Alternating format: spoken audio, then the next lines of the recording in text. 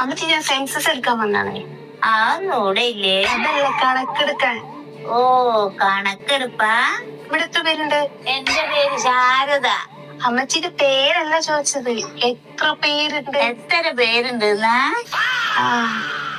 എനിക്കയ്യോ ഒരൊറ്റ പേരാന്നേ ഉള്ളൂടി.